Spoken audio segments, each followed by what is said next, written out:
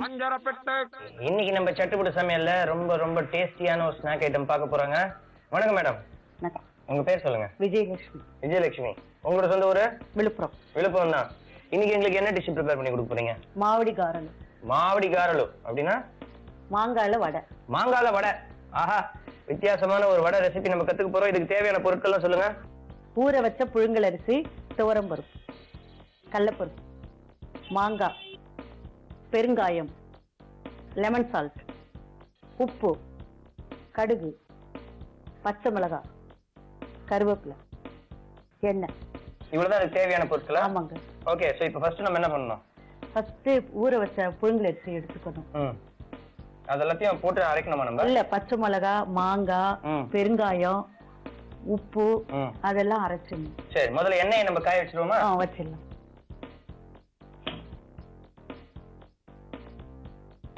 மொத்தமா ஊத்திடலாமா? கொஞ்சோண்டு வைங்க, தாளிக்கிறதுக்கு.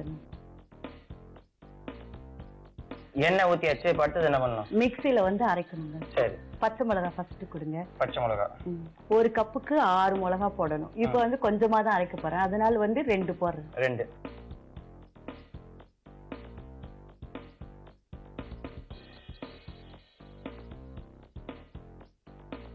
பச்சை மிளகாய் போட்டாச்சு. பெருங்காயம். இப்ப இது வந்து ஒரு தடவை ரன் பண்றேன்.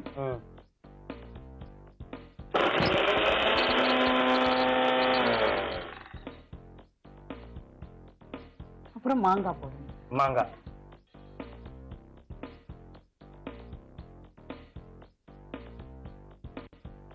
லெமன் சால்ட் கொஞ்சமா, அவ்வளவு வேண்டாம், இன்னும் கம்மியா போடுறேன். அதான் டேஸ்டுக்காக லெமன் சால்ட் போடுறது. ஒரு சிட்டிகை. ஆமா, மாங்காய் மட்டும் இருந்தா புளிப்பு பத்தாது, அதனால லெமன் சால்ட் கொஞ்சம்.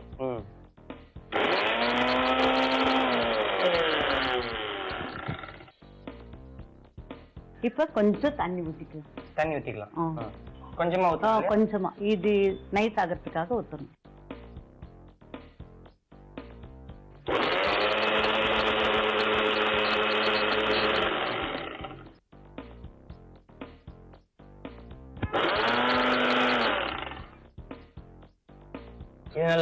நைஸ் ஆயிடுச்சு. இப்போ வந்து அரிசி, அந்த துவரம்பருப்பு, ஒரு கப்பு துவரம்பருப்பு அரிசி தலை தட்டி போட்டுக்கணும்.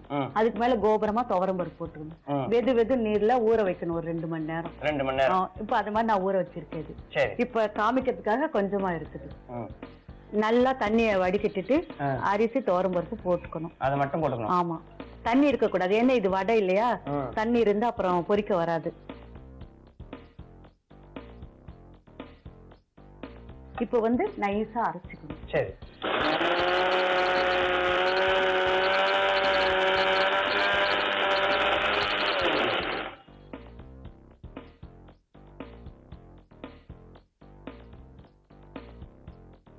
போதுமா? இன்னும் கொஞ்சம் இருக்கு. இப்ப இது நைஸா அரைச்சாச்சுங்க. உப்பு போடணும். உப்பு போடணும். தேவையான அளவுக்கு உப்பு போட்டுக்கணும். அவ்வளவுதான், இன்னும் கொஞ்சம் கம்மியா, அந்த காரத்துக்கு தகுந்த உப்பு போட்டுக்கணும். சரி. அவங்கவுங்க என்ன குவான்டிட்டி செய்யறாங்களோ அதுக்கு தகுந்த மாதிரி.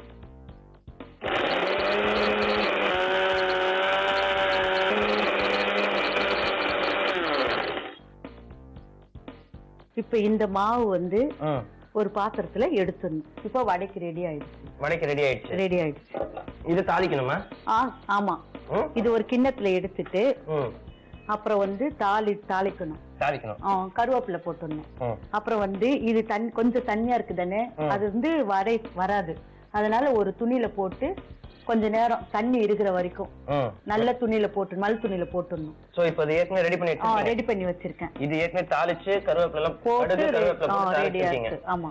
ஓகே, ஏற்கனவே வந்து தாளிச்ச மாவு வந்துட்டு நம்மளுக்கு இருக்கு. அது மட்டும் இல்லாம துணியில போட்டு அந்த தண்ணி எல்லாம் எக்ஸஸ் வாட்டர் எல்லாத்தையுமே அவங்க எடுத்துட்டாங்க. சோ இந்த மாவு வந்து இப்ப ரெடியா இருக்கு. சோ இப்போ இது நம்மளுக்கு தேவையில்லை.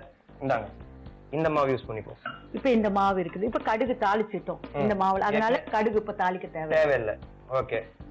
கருவேப்பிலை போட்டதுனால கருவேப்பிலை இப்ப நம்ம போடல. இப்ப ஸ்ட்ரைட்டா வடையை போட்டுடலாம். ஓகே, வடை தட்டுங்க. இதுல எண்ணெய் தடவி.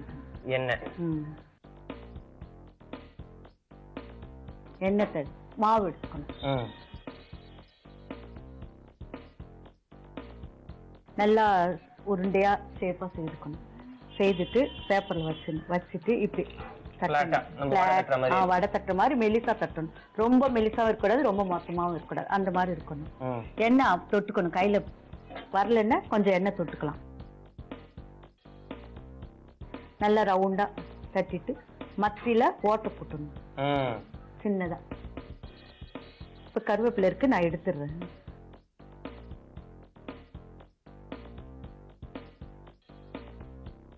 ஓட்டை போட்டுட்டு மறுபடியும் நம்ம கையில ஒட்டாத வந்து கொஞ்சோண்டு எண்ணெய். வடை சட்டியாச்சுங்க. எண்ணெய் காஞ்சிருக்கான்னு கொஞ்சோண்டு இந்த மாவே எடுத்து இப்படி போட்டேன்னா எண்ணெய் காஞ்சிருக்கா இல்லையான்னு தெரியும். எண்ணெய் காயில, அதனால இன்னும் கொஞ்சம். இப்ப எண்ணெய் காஞ்சிச்சுங்க.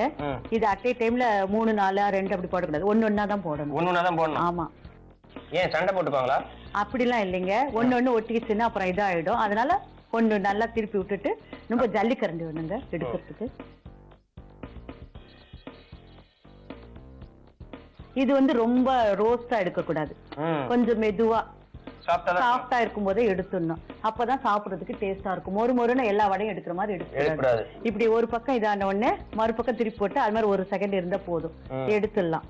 நம்ம வந்து வேணும்னு எண்ணெய் வேண்டாம்னு சொன்னா டிஷ்யூ பேப்பர்ல எடுத்து வச்சுக்கலாம். எண்ணெயோட பரவாயில்ல அப்படி சொன்னா அப்படியே எடுத்து வடிகட்டி அப்படியே எடுத்துக்கலாம். சோ இப்போ நம்மளோட மாவடிக்காய் காரலும் ரெடி.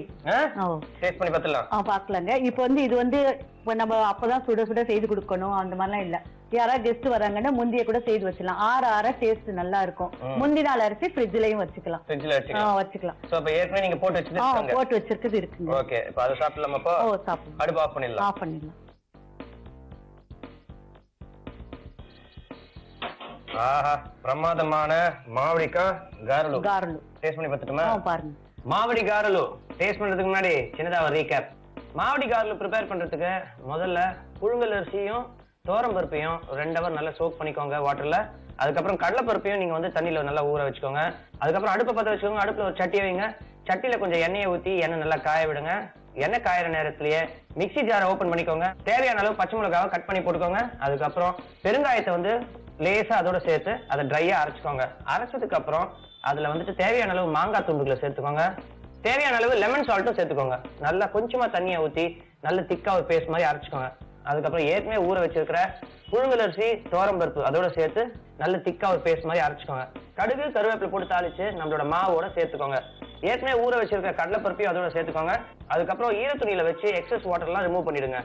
ரிமூவ் பண்ணதுக்கு அப்புறம் எண்ணெய் காஞ்சதுக்கு அப்புறம் இந்த மாவுல இருந்து கொஞ்சம் கொஞ்சமா எடுத்து ஒரு பிளாஸ்டிக் ஷீட்ல கையில எண்ணெயை தொட்டு நீங்க வடை மாதிரி தட்டி சென்டர்ல ஒரு ஓட்டையை போட்டு எண்ணெயில ஓரளவுக்கு ஃப்ரை பண்ணி எடுத்தீங்கன்னா உங்களோட மாவடி காரலும் தயாருங்க.